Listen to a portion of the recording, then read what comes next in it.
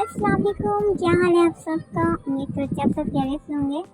तो आज मैं आपके लिए लाई हूँ मोमोज रेसिपी। ये बहुत ही आसान रेसिपी है और हर कोई इसको पसंद भी करता है। तो चलिए आज इसको बनाते हैं।